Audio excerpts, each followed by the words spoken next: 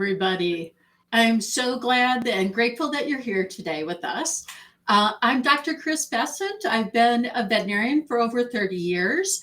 And above and beyond veterinary medicine, I have advanced certifications in veterinary acupuncture, veterinary chiropractic, Chinese herbology, as well as have a master's and a diplomat of Oriental medicine for humans.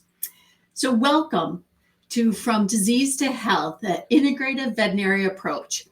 Every episode, I host a seasoned veterinarians with expertise in integrative practices to learn more about their approaches to treating sick animals through the power of nutrition. Today, we have an amazing guest with us, Dr. Christina Chambreau. She's an internationally known homeopathic veterinarian, a lecturer, an author of multiple books, who is committed to healing pets through alternative means.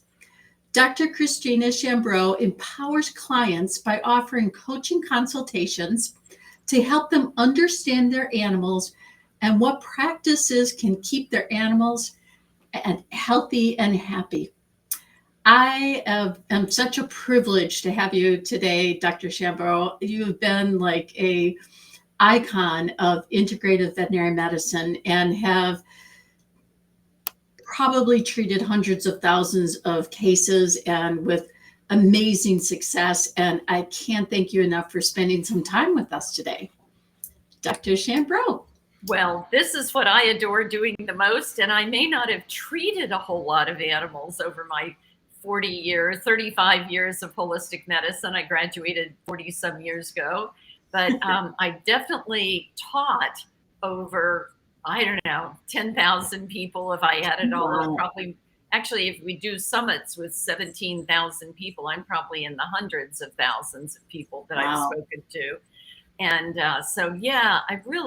that's my passion. And more than from disease to health with nutrition is what I love, and I know you love too, is from birth to maintaining health through long, healthy lives.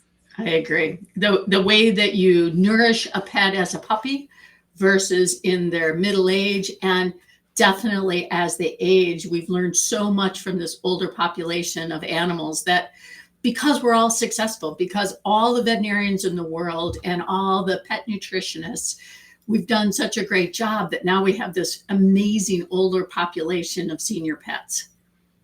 Well, there's a real great example of this. Gail Pope, whose website is brighthaven.org. When she turned 40, she called her husband and said, I know what I want to do for the rest of my life.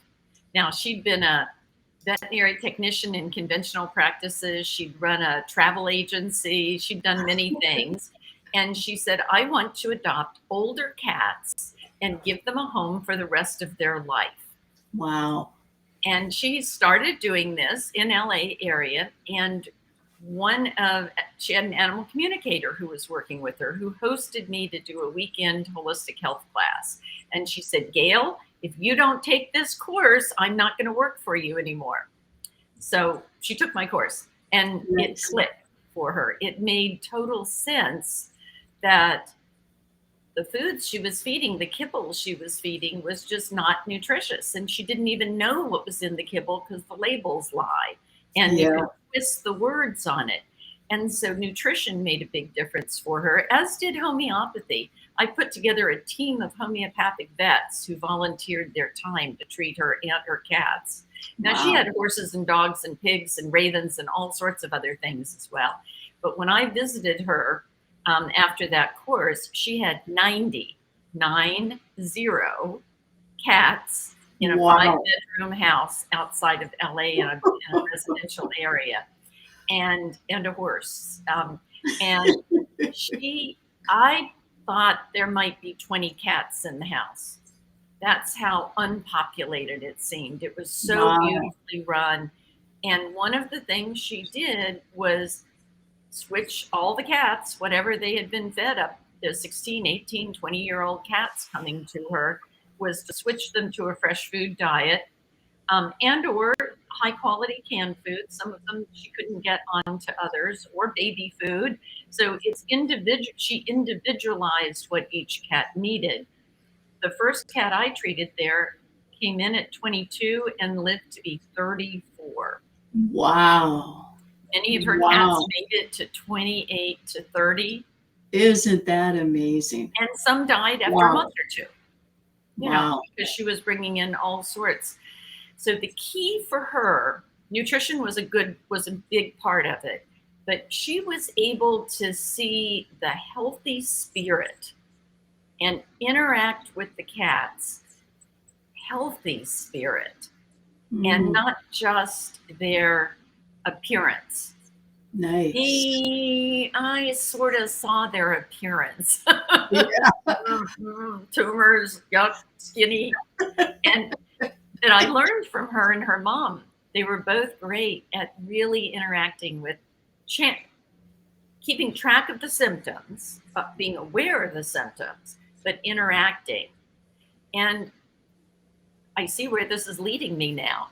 So Anitra Frazier spoke at one of the major educational programs I'm with called holisticactions.com. And Holistic Actions Academy, we bring in speakers all the time. And Anitra Frazier wrote the book back in the 80s called The Natural Cat. And for many people now haven't heard of her. I'm shocked. She's like the maven of cats. Yeah. Did you know Anitra? Absolutely. Absolutely. The pioneer. And she must have been a cat for the last 10 lifetimes. She thinks cat, just like Gail. And what Anitra says is, if you're trying to switch your cats to a fresh food diet or off of kibble or from one canned food to another, that the key to it is how you think and how you're interacting with your cat. If you're going, oh, this is dried mint, but oh, this canned food is going to be so much better for you than that kibble. Oh, it's going to be good. You're going to like this. Please eat this, or you have to eat this for your health. Or do you go, wow, oh my goodness, I'm putting together this food for you, and look, it's just like a mousy. Oh man, you're gonna have it today. And she says you should be salivating while you're preparing your cats. And when you put it down, you're going, whoa, I want to share this with you. So good. Wow, that's really fascinating, because cats are so difficult. I think they're the most nutritionally abused animals, and yet they refuse to not be. Like, how many people have wonderful kitties and they want to switch them off of kibble? They understand that, but yet cats are carboholics, and they get stuck in this vicious circle of bad nutrition, and they're neophobes. They don't want to try anything new. And that is a great observation, because for me, that's part of when I'm consulting cat owners. How do you get them to eat it? And most owners give up because you can't get them. So that's really a fabulous observation. We talk about that at Holistic Actions a lot when new members come in and help them learn how to switch. So I love that we keep learning. Yeah. Me too. I didn't do conventional medicine for that many years, but I'd been working as a vet tech since I was 11. So 11 to 30 was conventional. Nice. And then 32 to 32, and then 32 till now. Years till 33. Holistic. Thank you. And so I just learned something from one of our Holistic Actions members about a totally different way to switch cats onto different food. Yeah, tell us. Well, it takes a lot of patience, but it doesn't take a lot of extra work. Okay. So what she did, and then Jean Hovey, who's a wonderful cat maven herself, her website is littlebigcat.com, and she's written books. You can buy her book on cat feeding there. So she agreed. She's done this as well. what you do is you put down whatever food they're eating. It could be kibble, it could be canned, whatever. And beside it, you put a tablespoon or even just a teaspoon of fresh raw meat or fish or whatever. And then at the end of the meal, now this doesn't work, of course, for free feeding, but one thing every cat owner can do is stop having food out all the time. That's step one, is not have dry food out all the time. Let them get hungry. Yep. Let their juices work up to where they want to try something else. But all this person did was either putting down the meal of dry or the meal of canned and put next to it the fresh food. It took 6 months of doing that for every meal.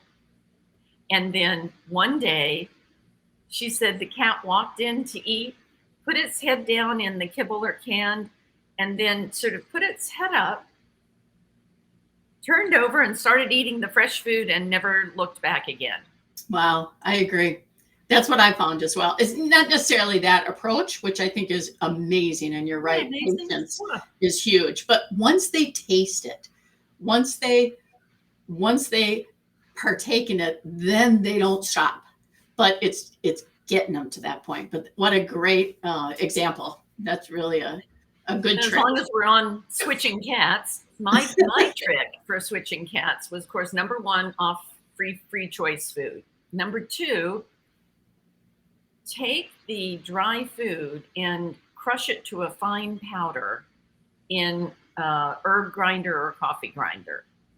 And then put down a little bit when they're hungry. Instead of putting down the dry food, put down some canned food or some fresh food with a good salting of the dry powder on top.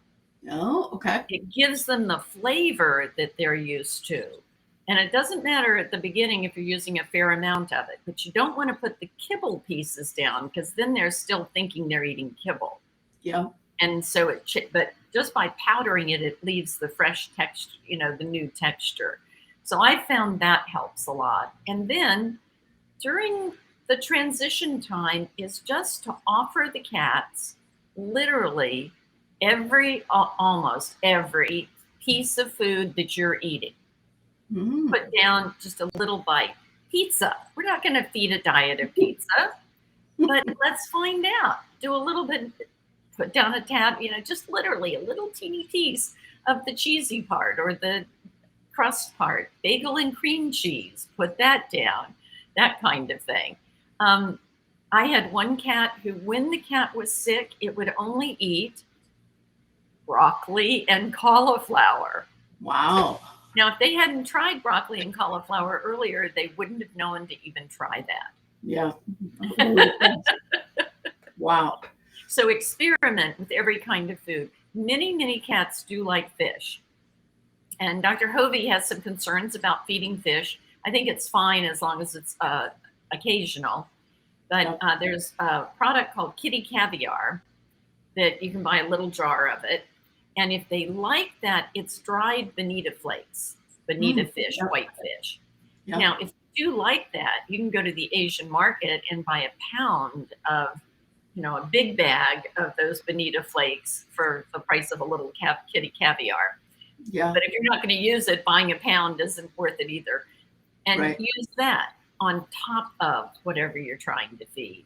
So it's discovering what they like.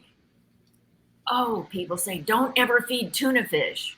Well, it's fine to feed tuna fish occasionally. And you can use the tuna juice, especially the water, but even the oil, and roll the pieces of fresh meat in that or pour it over the canned food. So it's discovering what the cats like. And not all dogs are easy to change, especially the smaller dogs. They can be that's very true. As cats. So everything we've talked about here for cats applies to your small dogs as well. And then the other thing to try are to find wonderful foods like the Simple Food Project and experiment with using them as toppers for the fresh food that you want to be feeding, as well as having them as backups when you're traveling, when you're too rushed, etc. So it's good to find 3 or 4 brands of foods that you think are good quality and that your cats and dogs like. Yep, I agree, 100%. So And the time to start this is now. Don't wait till they get sick and need yes, special, even healthy prescription diets. Start now. yep, I agree. Start from the time they're kittens. And puppies. That's the ideal. And it does seem like people are doing that more. Are they? Yeah, I do. I think that our message as holistic veterinarians is coming across loud and clear. Now, I think they need options. I think that cat owners and dog owners need more options that are affordable to be able to feed their pets better, because no pet parent ever thinks I'm going to feed terrible food. They all think, they buy into this, the marketing lies, as you said, that's good food when it really isn't. When it has that picture of a beautiful chicken breast on it, what it really means is it has the DNA of chicken in it. It does not mean that it has that beautiful piece of healthy, wholesome chicken in it, unfortunately. Not all. I'm not saying all. I'm just saying that some. And unfortunately, you can't really determine it from the packaging, and you certainly can't determine it from the ingredient deck. That's true. One thing is, if you have a food you want to check out, can you talk to somebody if you call the company? Exactly. Yes. That's a good, because then that's a place to start. Where do you get your ingredients? Things like that. But even better is buy your own ingredients. Right. Absolutely. And I always said that if you keep your eye out, you can definitely get really great quality food. So let's say there's a sale on turkey or a sale on chicken. If you're buying right, you can get really fabulous food for your pets and have that be your basis. There's a lot of conversation about balancing a homemade diet. And I think that can be fairly easily done. It's adding variety. You want skeletal meat, you want organs, you want small amounts of superfoods, really nutrient packed fruits and vegetables. Absolutely. And cooked, of course, because their GI tract is so much shorter. So we absolutely need them to be able to assimilate it into their body. Actually, we'll talk about that in a minute, because pureeing, cooked and raw, can do just as well. So we'll actually show you how to do the pureeing, the even raw, in a little bit. The one key, though, to having a balanced diet is the need to make sure you're adding calcium to the diet. Yes. If you're not feeding raw bones. So Correct. Feeding raw bones is what they do in the wild. So let's back up a little bit and just see, what is it that cats and dogs eat if they were living in the wild successfully, number one. And number two, what is their digestive tract designed for? So their digestive tract is designed to eat a whole prey, to catch it, these big teeth, to rip and tear, to make it small enough, and then use their big bone crunching teeth, which as veterinarians, we don't like having to take these out, because they have 3 roots that go up in the gum that make it really hard to take out, but really good to crunch bones. They don't break their teeth on crunching bones, especially edible bones, not just too big a bone can be a problem, but like turkey necks, chicken necks, rib bones, those sorts of things. So they make it small enough to swallow. They don't chew. The vegetables they get are pre-chewed and pre-digested by the prey that they eat in the stomach and the intestines. They eat the whole animal. So they eat skin, they eat all the organs, they eat the meat, and they eat the bones. Mm-hmm. When you have a piece of meat that they can sink their teeth into, it cleans the teeth. So feeding a diet of exclusively of canned food or dry food, or freeze dried or air dried, any of those, feeding a diet exclusively of that, or feeding a diet of inexpensive ground beef, ground turkey, ground chicken, and calcium supplement wouldn't help their teeth a bit. It helps in a way because it shifts the pH of the mouth, so it does make it healthier. So with cats and small dog, for any cat or dog, you want to find a bone that's an appropriate size. So for cats, chicken necks, chicken backs, turkey necks even, although they're harder to cut up small enough for a cat.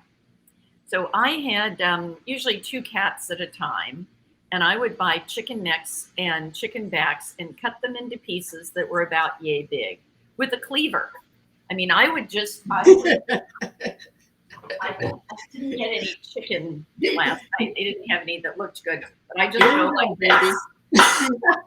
And it breaks the chicken, and it leaves these shards sitting out of sharp bone. And even me, after 40 years, I would go, is that okay? Yes, I know it's okay, because that's what they do in the wild.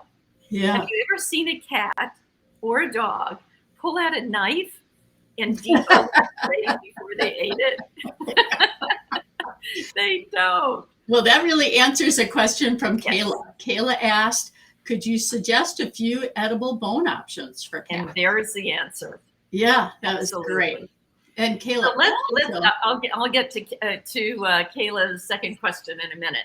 So let's finish the digestive system. So then it goes in the stomach, and it sits there in acid, and the acid breaks down the bones and gets the nutrients out of it, and the acid breaks down the meat and gets the nutrients out of it.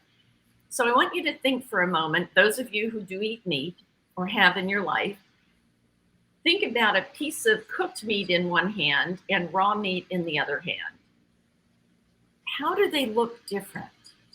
So the cooked meat is sort of shriveled and dried up, even if it's medium rare, but still the outside of it is sort of shriveled and dried up. The bonds in the meat have been denatured. And so and just think about putting each of those pieces of hunks into some water. Which one's going to start breaking down? The raw meat. And again, in the wild, do they pull out a match, build a little fire, and roast their rabbit before they eat it? They don't. They eat it raw. Now, does that mean that you should never feed cooked meat? Absolutely not. Dogs and cats have some, they can cats a little bit, dogs a lot, can tolerate a variety. And then it moves into the intestines, and they have a short intestinal tract. And that's where any nutrients from the vegetables would be absorbed. So that's the place where a lot of people will cook vegetables and squish them. Other people will maybe buy pureed baby food, which is a good way because that's nice and pureed. But I like to integrate our cooking in the family. So we'll talk about that in a minute. But that's where you want to have the vegetables finely pureed for dogs and cats. Now, supplements is a question that people ask all the time. At Holistic Actions, we may do a whole month of speakers once a week on renal, or when I'm coaching people, they may have dogs with digestive issues, and they've read on the internet or really good magazines like Animal Wellness, Dogs Naturally, Whole Dog Journal. They're good sources out there. Not always the internet, but there's good sources. Yep. And they've read about 25 different supplements they could be giving. And they go, well, which one should I be giving? It depends on you, and it depends on your animal. So some people, and which superfoods would you do? So some people are taking 20 vitamins and minerals and supplements a day. Others are not taking any, or 1 or 2. I can't think of it now. One of the leading holistic medical doctors says he recommends 3. I think it's vitamin C and omega and one other thing, and recommends spreading them out during the day, even taking 1 at lunch and 1 in the morning and 1 at night. So you have to work out what makes sense, common sense to you. And then the next, which is important, Kayla, for your question, is what ones will your cats eat? Or even dogs, because sometimes dogs are picky. The most important thing about giving supplements, even superfoods, unless you have an animal that's eating really well. Once you have an animal eating well, then you don't have to be as careful. But if they're a little bit picky, do not put supplements in their meal. Instead, feed the supplements at a separate time of the day in a little treat of a meal. And that way, if they go off their food, if they go off the supplement, they're still getting their food, and it's not going to put them off their food. And especially for the main kitties. thing with cats is find something that's really stinky. So they get half a teaspoon of tuna or half a teaspoon of pureed raw liver or whatever rocks their boat. And but do it at a separate time. That can be good. And then you know for sure they're getting it. That's the other thing I've seen. I actually knew a horse once that loved chocolate, absolutely adored chocolate. It was a treat for him. And of course, they used the cheap chocolate, so it didn't have a lot of theobromine in it.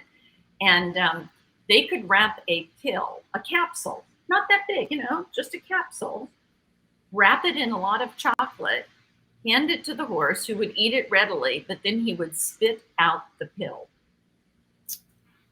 Very talented. So that's why it's good to do it at a separate time when you're feeding it. And we're going to go on with food in a minute, but first I'm going to answer Jennifer's question.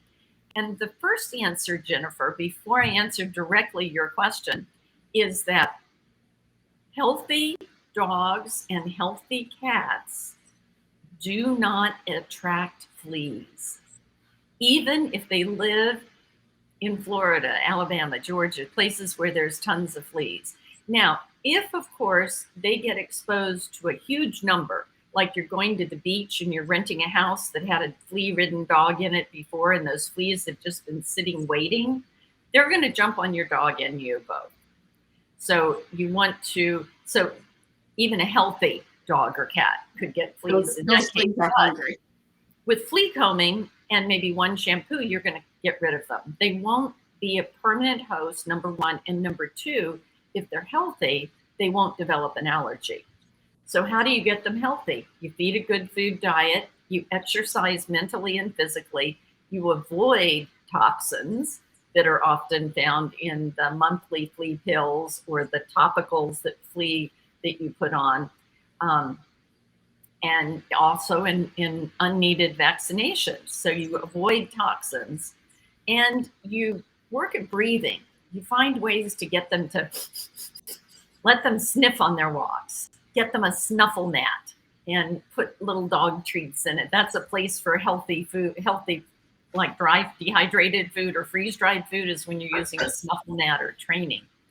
So there are definitely brands of shampoo that are good, that you shouldn't need a flea dip for cats, and stay away from any that have tea tree oil in them. Even if they're labeled for cats, I would avoid tea tree oil.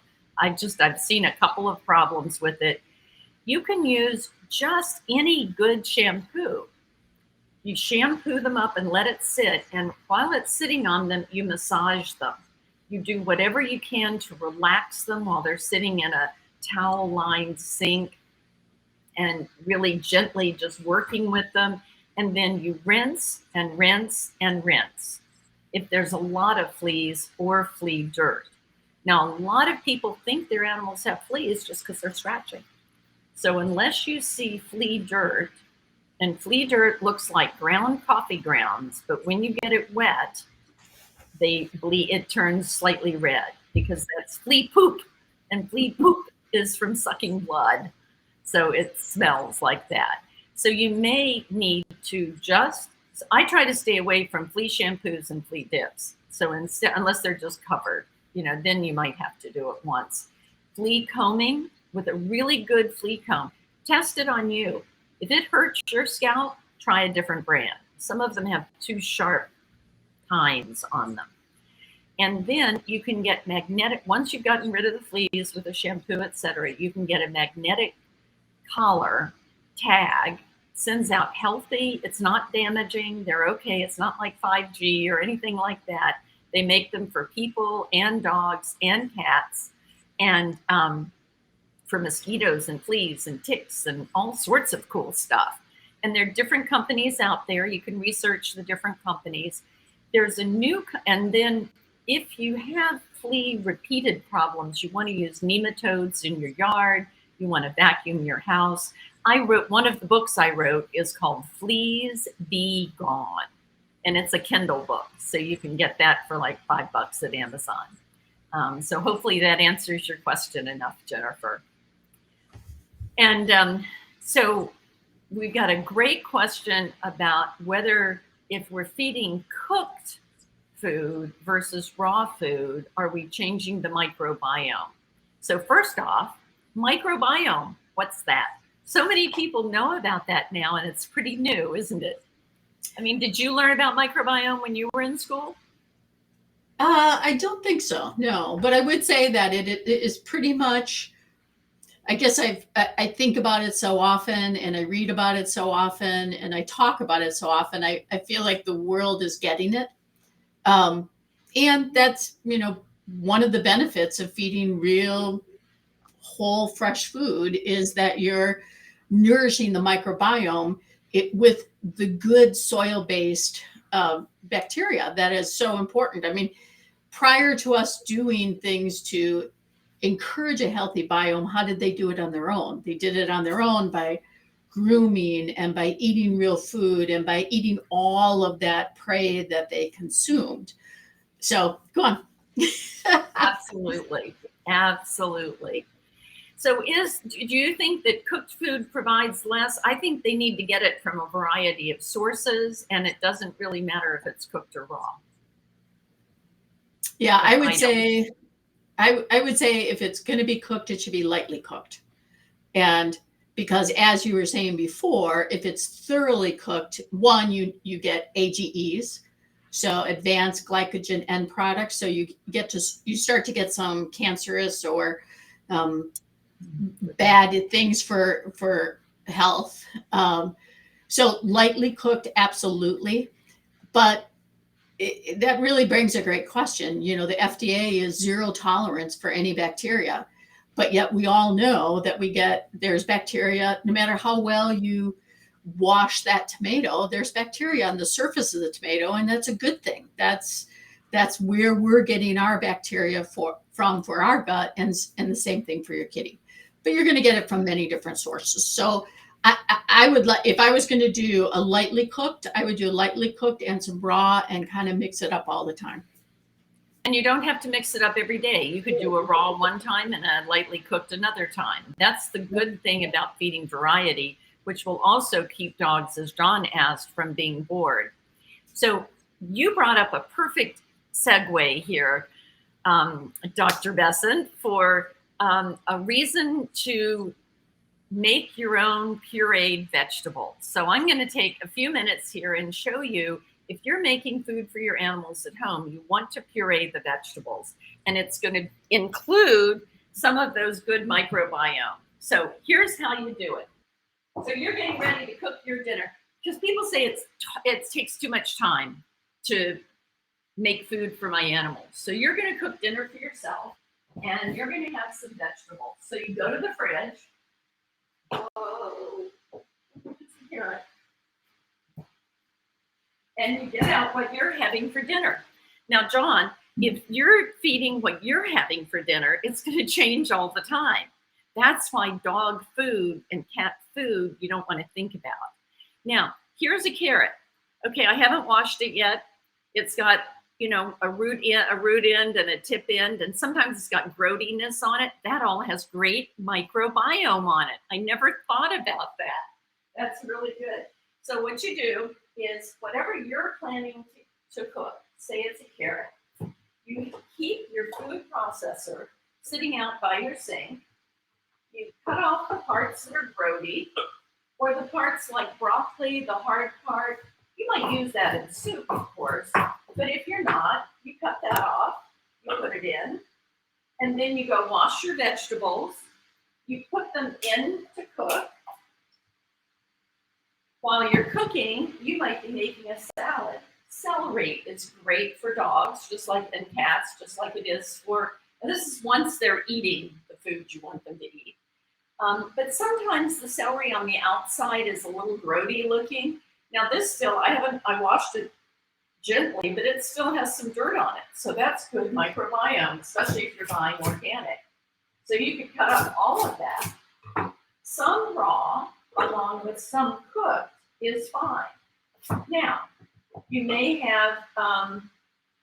decide to do watermelon for dessert. So the watermelon rind, which in my food processor I have to chop a little fine. So far, we put in the leftovers instead of in the trash, instead of in the compost. They've gone into the food processor. No extra time has been taken. Next step, you've cooked your vegetables and you've got really nutritious water. So you pour the water into your food processor. Nice, nutritious water. Then you sit down and you have your meal of your cooked vegetables. Now, if you have a bigger dog, you may have to cook an additional amount of vegetables for the 50s, 100-pound dog. After whatever cooked leftover vegetables there are, you add the cooked leftover vegetables to the food processor. Again, no extra time. Instead of putting it in the kitchen or putting it in the fridge or putting it in the trash, no extra time. So here is the only extra time it takes to make fresh vegetable puree for your dogs. You turn on the food processor, and then of course you have to clean it. Now, I didn't run it the whole time. You want to run it till it's really, really pureed while you're cleaning the dishes and all of that. And then all you do is, now this is not pureed enough, because I don't want you to have to listen to that. You just pour it into the dog's bowl. How about that? So that's, and whatever meat you're having for dinner, if you use that, you will be feeding a variety. Now, you may have to buy some other, you might be a pescatarian, and so you need to buy a variety of meats. You might be a vegan or vegetarian, and you need to buy the meats. You've got the vegetable side of it for sure. So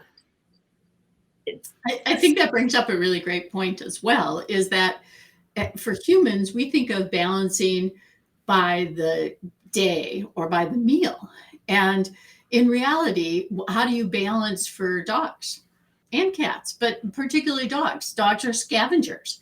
So you really balance their food by the week because it's such a variety of foods. They might not catch a prey someday and one of those days, and they're going to eat some grasses and they're going to eat some berries and they're going to munch on all sorts of different things, but then they might catch a prey and gorge on it. And that's their whole caloric intake for that day. So really for animals, you're really carnivores, you're really balancing by the week, not necessarily by the meal or by the day. Yep. Well, thank you for doing that demonstration. I think that's fabulous because, when we talk about them eating the contents of the prey, you're essentially doing that same thing. You cook or steam or puree, but you need to, because they rip, tear, and pull and gulp, they really absolutely need to have it kind of pre-digested prior to going into them. Otherwise, it just continues out. We had some other really great questions, and one came from Jana. And Jana, either or both of the doctors, what do you think about freeze-dried food? I have thought about feeding fresh raw, but what about pathogenic bacteria? So I'm going to answer part of it. Don't worry about the bacteria. The best is if you can find a local farmer who's humanely raising, doesn't have to be certified organic, or buy organic if you can afford it. But even most of the others, our animals are geared. That stomach with acid kills off most of the pathogenic bacteria. Can something happen? Yes. Just like Jennifer, whose cat reacted to the flea shampoo she used before. Every once in a while, we have adverse reactions. We do, but much less if you're feeding it fresh. So don't worry about the pathogenic bacteria. And to you, for freeze-dried, dehydrated, air-dried. Yeah,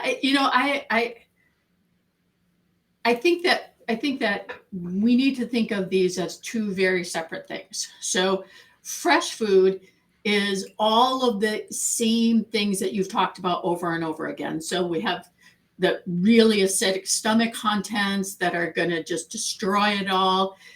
So that's fresh food. And yes, if your dog would go out and catch a rabbit and eat it all, fabulous. That is the ultimate best food. But in this world, not many people are going to do that or allow that to occur. So we do need shelf stable food. And so I'm looking at it from a different perspective and saying, okay, that healthy, wholesome food is now being either put into a tub or into a jar or a can or freeze dried.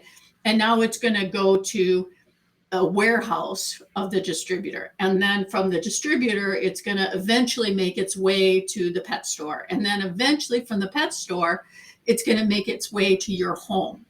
So that's where, in my opinion, and I think the FDA's opinion as well, that's where bacteria matters, is because once you have bacteria on food and it's sitting in that state for 3 months, 4 months, a year, now that bacteria potentially could grow and grow and grow and grow. And now it is really heavily laden with bacteria that the healthy average cat and dog are fine with it. They lick their butt, they eat cat poop. But an unhealthy dog or cat, they can't take that bacterial burden as much. But even more important, and I'm sure, Christina, you agree with me 100%, it's really more about the people. You know, if you have a elderly woman with a low immune system, and now she's taking that packaged food and it's laden with heavy loads of salmonella, and then contacting that, no matter how well she cleans her hands or cleans her utensils, it could be a health hazard to them. So it can be a health hazard to humans with compromised immune systems, as well as a health hazard to young. So when we say pathogenic bacteria, it really depends on what you're talking about. If it's fresh food, they can deal with it all day long. If it's packaged food, then it really needs to have a low pathogenic burden or no burden. And so most freeze-dried, even though people think of freeze-dried as being cold, there's always heat applied to it. And that heat applied to it almost always has a pasteurization step involved. So in order for freeze-dried to be a shelf stable, it has to be at such a low water activity that no bacteria can grow. So if there was salmonella or E. coli or listeria in it, it wouldn't last very long. Within weeks, all of it will deteriorate because it's being in this desert, essentially. Once you add moisture back to it, if that bacteria was still alive, then it could reproduce. So I don't worry at all about freeze-dried with bacteria, because the probability, that's why if you follow food recalls, seldom is it ever a food recall on a freeze-dried diet, because Right. it's the water activity, the amount of moisture in there is so low, bad bacteria really cannot reproduce. The downside to it, and this goes back to what you were talking about, is it's also a clean, sterile product. So you're also not nourishing the microbiome. So many of you guys had questions about, can I go back and forth? Absolutely, 100%. Fresh food, I think everybody across the board would agree, fresh food is your ideal. It's going to nourish your microbiome. It's the most digestible. It's it is the gold standard. But if you can't, for whatever reason, you're out of town, you're traveling, you're sick yourself, and you can't, then freeze dried is, to me, the next best option. Lightly cooked, Absolutely. and then going down the line. Yep. I'm going to answer a couple of questions quickly. Stephanie, absolutely. If you're willing to feed your barn cats and feral cats the better quality food, that's going to help them stay healthier in the long run. And so you'll have, now the other hand, on the other side of that is they're probably doing a lot of hunting. Yeah. So if they're hunting, they're getting a lot of fresh food on their own. So you may want to just don't leave out dry food all the time. That's no, even in a barn, unless you're going to be gone for 3 days and you have to do it. Because they are hunting, you can be a little less careful. You don't have to make a fresh food diet for them, but if you can, and that's easy, just throw some stuff out for them. And if you're feeding cooked foods or processed foods, you may want to add high in bacteria foods like probiotics, fermented foods, bone broth.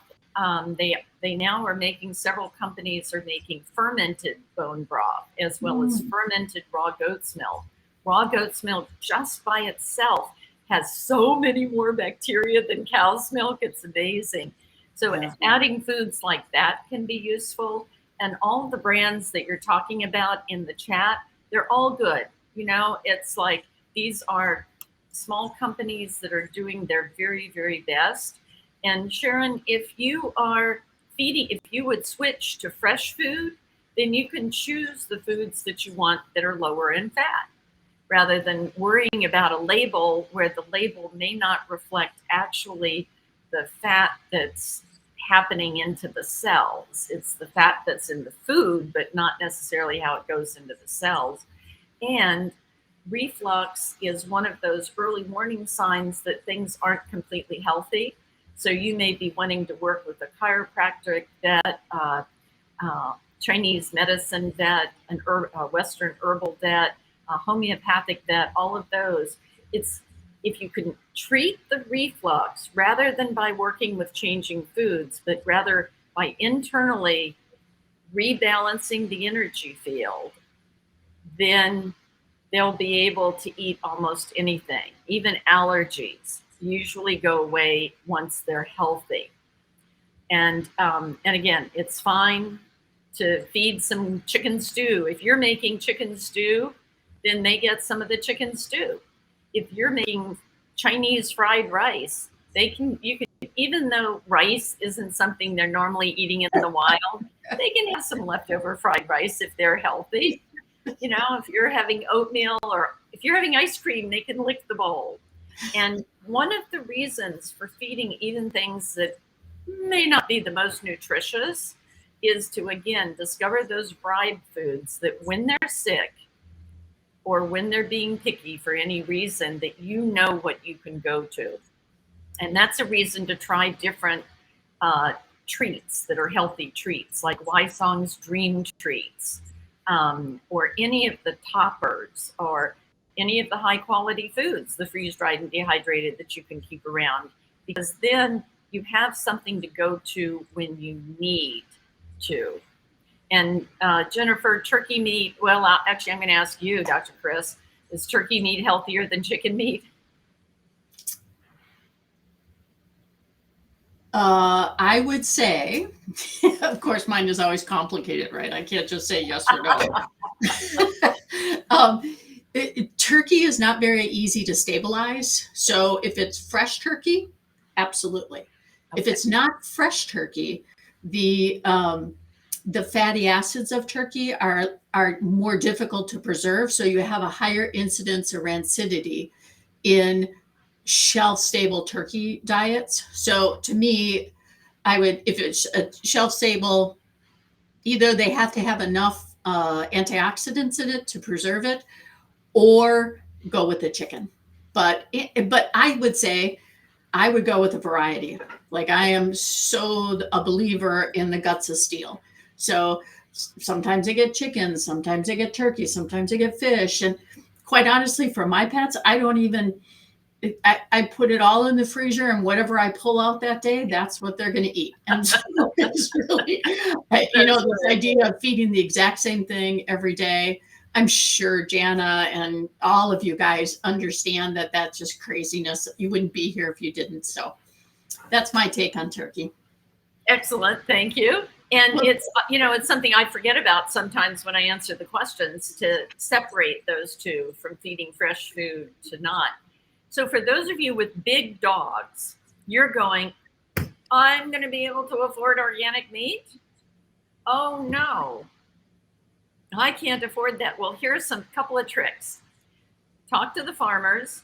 See which farmers or which butchers that you know are willing to give you the organ meats. That can, because many Americans, European back, history Americans don't eat chicken feet and chicken heads and fish tails and all those yummy, yummy things. That's number one. And number two is to find a source of whoever butchers what the hunters kill. A lot of hunters like to hunt, but they only want a couple of filet mignons out of the whole deer or elk or moose. And so you can pay the butchering fee and get all sorts of meat at a very low cost. You may have to get a freezer. 2 or 3 of you may need to go in together on this. And then there are many other ways that, some of them don't sound as appetizing, so we'll wait for that. But if you come to holisticactions.com, or you can check my website out, I do consulting I don't treat animals anymore with homeopathy. I'm not being the vet, but I can answer all these types of questions for you. And liver is fine. You just don't want to do liver every day, maybe once a week or twice a week. And one of the things you'll find, we talked about, if they're healthy, they won't attract fleas. Well, also, if cats are healthy, they don't vomit hairballs. Vomiting hairballs is a sign they're not completely balanced. So once you start feeding fresh food, the vomiting hairball problem may completely go away. And how often would you say we could feed liver? Again, my answer is if it's fresh. He's asking about raw liver. Right. I would take it even a step further. And I would say, is that animal somebody who was raised on a farm nearby you? So it's a low stressed animal, because the place that toxins and stress is going to be really seen in the meat is in the organs, particularly the liver.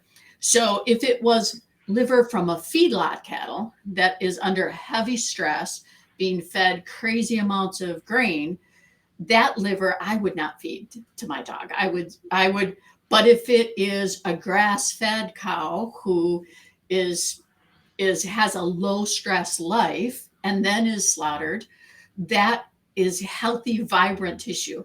And I would say that then it's fabulous for them. It's an amazing source of B vitamins and iron and amazing, fabulous phytonutrients, nutrients in general.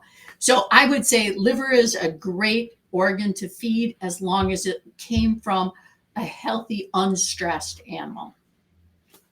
Absolutely. That's great. Amen, sister. And it's so true. What about the other organs, like heart? Is it harmful to feed heart from a stressed animal? I would say anything from a stressed animal. Even the muscle. Right, absolutely. Yeah. Because you are what you eat. And so if you're eating meats from a stressed animal, all that cortisol, all those endorphins, all that decreased immune system from chronic stress is all going to be reflected in the organ as well as in the meat. And I don't think we talk about that enough. I mean, we all innately understand that if we could get a chicken or a cow from the neighbor's farm and they're happy and they're all jokes aside, they're happy cows, that is reflected in the quality of the meat and the quality of the organs that you're going to eat. And not everybody has access to that. That's right. We're very fortunate. I'm from Wisconsin, and in Wisconsin, that is the only way we raise beef. We have such huge pastures of lush, beautiful grass. So all beef essentially coming from Wisconsin or the Midwest is beautiful, grass-fed, high omega-3 content meats, and with low stress. But I think we're going to have to call it a day. I got to add in quickly here. Even though we're saying what's best, remember that just like many of us, probably most of us, don't always eat the best meal every day. Yes. Do your best. Do what you can afford.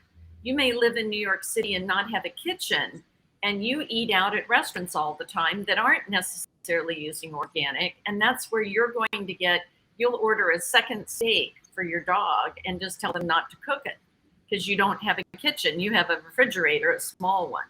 So depending on your circumstances, some dogs can eat more carbohydrates, some dogs can't.